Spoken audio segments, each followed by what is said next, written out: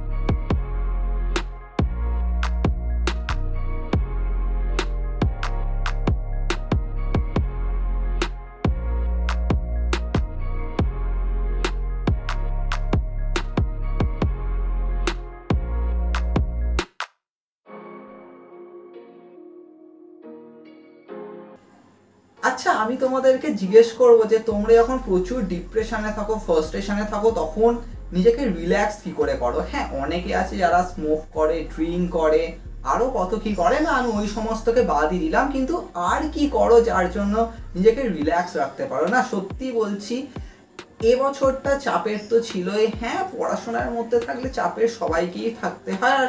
আর কি বলো ভাই, দেশের যে অবস্থা, এখানে স্ক্যাম হচ্ছে, এই এক্সামে স্ক্যাম, আর কিছু বলা নেই। মানে একটা স্টুডেন্ট যে হায়ার স্টাডি করছে, সে কি ভাববে যে এরপরে আর কোথায় যাব? মানে শিক্ষাটাই তো রাজনীতি বলা চলে নাকি? শিক্ষাটাকে মানে আলাদাই ব্যবসা করে রেখেছে, তার জন্যই তো মানে কিছু করতে পারছে না। বাট হ্যাঁ, আমাদেরকে তো রিল্যাক্স থাকতে হবে, আমাদের মধ্যে একটা মানে কি বলবো, মানে শক্তি রাখতে হবে, যাতে সেই বিশ্বাসটা রাখতে হবে যে হ্যাঁ, আমরা কিছু করতে পারবো। আর এই নিয়েই বলা চলে পথ চলার। হ্যাঁ, প্রত্যেক দিন এরকম ভাবেই কিছু না কিছুর মধ্যে মাইন্ডটাকে রাখতে হবে, নয়তো চারপাশে যা চলবে না, মনে হবে যেন আত্মহত্যা, আর কিছু বলার নেই। তবে হ্যাঁ, এইরকম ভাবেই চলছে। আর সত্যি বলতে গেলে আমি এটা তোমাদের সাথে শেয়ার করছিলাম যে এই জুন জুলাই মাসটা যথেষ্ট বেশি প্রেশারে রয়েছে। হ্যাঁ, প্রেজেন্টেশন রয়েছে, এক্সাম রয়েছে, তার মাঝখানে এই কেলেঙ্কারির চক্করে অনেক কিছু পোস্টপন হয়ে যাচ্ছে। তো আমাদেরই মানে আমার তো মানে মাথা খারাপ হয়ে যাচ্ছে। আর সত্যি আমি ভাবছিলাম যে হ্যাঁ, যে শুভম মনে করে যে হ্যাঁ, যতই ফ্রাস্ট্রেশন আসুক, যতই ডিপ্রেশন আসুক, জাস্ট একটা ছবি আঁকবো, সেটাই একটা রিল্যাক্সেশন, কিন্তু এখন যেন ছবি আঁকতেই ভালো লাগছে না এরকম। তো প্রায় বলা চলে যে হ্যাঁ, তখন যখন কোডি রোডস আনডিসপিউটেড চ্যাম্পিয়ন হয়েছিল রাসেলমেনিয়ায়, তখন আমি একটা স্পেশাল ট্রিবিউট ওয়ার্ক করেছিলাম, আর তারপরে কোনো পোস্টার ওয়ার্ক করিনি। যেখানে তোমরা জানি আগের বছর কত কত পোস্টার ওয়ার্ক হয়েছিল, আর এটা আমাকে একটা এনার্জি দেয়, চার্জ দেয়।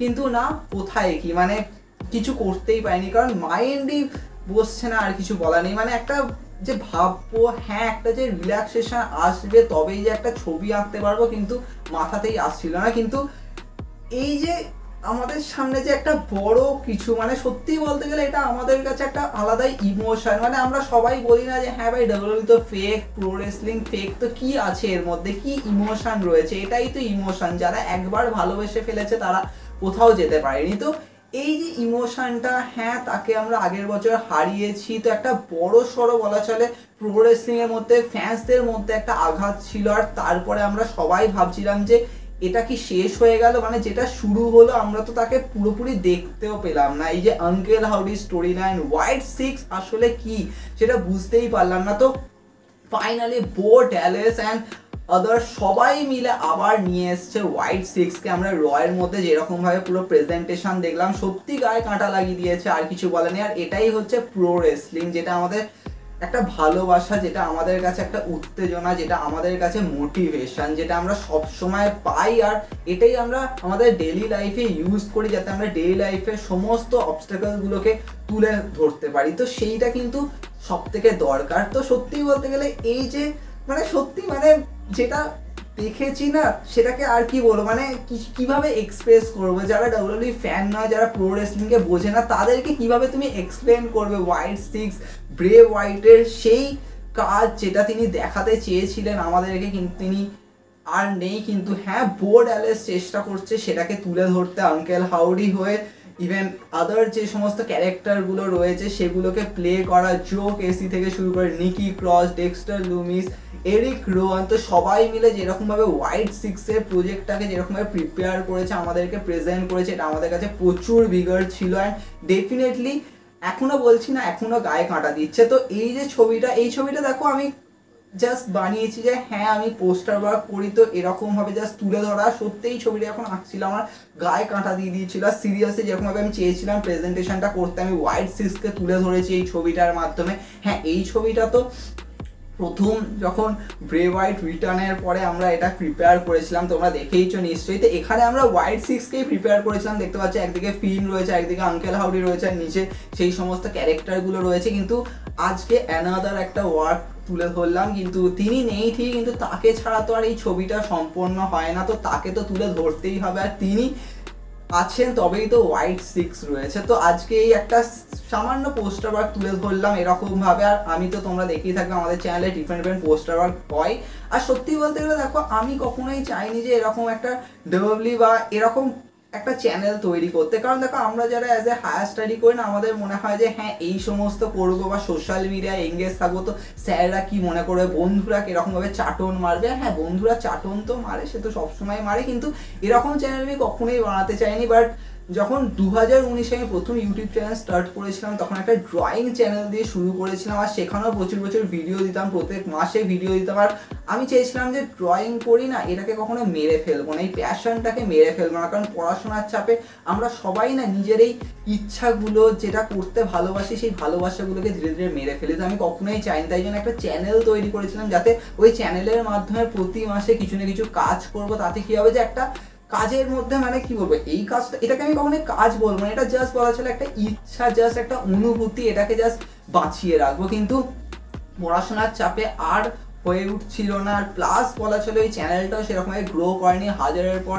ভিডিও রয়েছে কিন্তু কোনো গ্রো করেনি। তো তারপরে যখন কোভিড আসলো, তখন মনে হয়েছিল যে হ্যাঁ চলো একটু ডিফারেন্টভাবে কিছু করা যাক। তখন ইউটিউবে আদার অনেক কন্টেন্ট দেখলাম, আর সেখান দিয়ে শুভম দত্ত শো স্টার্ট করার। হ্যাঁ এটা এমন একটা শো যেখানে ক্রিটিসিজম হবে, টক্সিসিটিও হবে, সমস্ত কিছু হবে, আলোচনা হবে, একটু খিল্লি হবে, একটু বিলো দ্য বেল্ট কন্টেন্টও আসবে। হ্যাঁ অনেক কিছুই এসছে। আমি কখনোই চাইনি যে জাস্ট গতানুগতিকভাবে জাস্ট একই রকম কন্টেন্ট বানাবো যেরকম আমি বাকিদের দেখতাম। আমি সবসময় নতুন কিছু ট্রাই করতাম, প্লাস আমার যেটা ইচ্ছা, যেটা ভালো লাগা, এরকমভাবে প্রো রেসলিং পোস্টার ওয়ার্ক করতাম, এরকম ডব্লিউডাব্লিউই সুপারস্টার অ্যান্ড আদার প্রো রেসলারদেরকে আমি ট্রিবিউট দিতাম। তো এরকমভাবে পোস্টার বানাতো, সেটা আমার সবসময় ইচ্ছা ছিল। তো এরকমভাবে আমি চ্যানেলের মধ্যে এরকমভাবে কিছু না কিছু কাজ করার সবসময় চেষ্টা করি। আর হ্যাঁ সত্যি বলতে গেলে আজকে আর ওইভাবে ভয় লাগে না যে হ্যাঁ বন্ধুরা কি মনে করবে, যে হ্যাঁ তুই এত পড়াশোনা করিস তার মাঝখানে সময় পাস কী করে, তুই পড়াশোনায় সময় দিস কী করে, তুই এত এত কন্টেন্ট বানাস, এত এত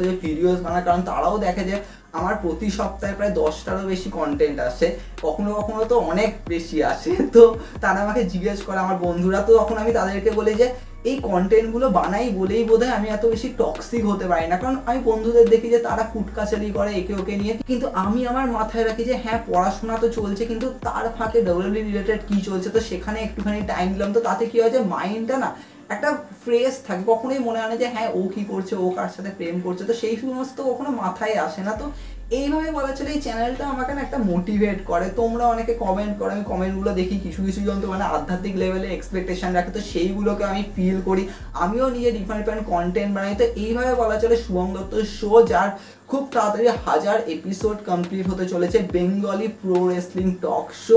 অ্যান্ড সত্যি বলতে গেলে যখন চ্যানেলটা শুরু করেছি আমি ভেবেছিলাম যে হ্যাঁ জাস্ট ভিডিও দিচ্ছি, কিন্তু 1 বছর পর বুঝলাম যে আমি বাংলা ভাষাকে রিপ্রেজেন্ট করছি। কারণ আগের বছর আমি এটা ফেস করেছিলাম যে অনেকে বলেছিল যে বাংলায় কেউ ভিডিও দেখে নাকি, সমস্ততে হিন্দি কন্টেন্ট, হিন্দি মিডিয়াম। তো অনেকেই বলেছিল, তখন মনে হয়েছিল যে কেন বাংলায় ভিডিও দেখবে না। তো আজকে আমার চ্যানেলে অনেকেই দেখে, বাংলাদেশ থেকে প্রচুর জন দেখে, ইন্ডিয়ার থেকে বেশি, কিন্তু ডেফিনেটলি আমরা বাঙালি, তো এটাই আমাদের পরিচয়। তো এইভাবেই শুভম দত্ত শো। আর আজকে একটা খুবই সামান্য ট্রিবিউট ওয়ার্ক করলাম ব্রে হোয়াইটের ওপর, হোয়াইট সিক্সের ওপর, তাদেরকে ট্রিবিউট দিলাম। আর ব্রে হোয়াইটের প্রতি তো সবসময় আমাদের শ্রদ্ধা নিবেদন তো আমরা সবসময় করি। লাস্ট ইয়ার আমি এই টি শার্টটাও বানিয়েছিলাম, এই টি শার্টটা আবার আমার বন্ধুরা অনেক বেশি কি বলবো মানে পছন্দ করেছে। যাই হোক, সো এই হচ্ছে শুভম দত্ত শো, অনেক কিছু আসবে, দেখা হবে নেক্সট এপিসোডে।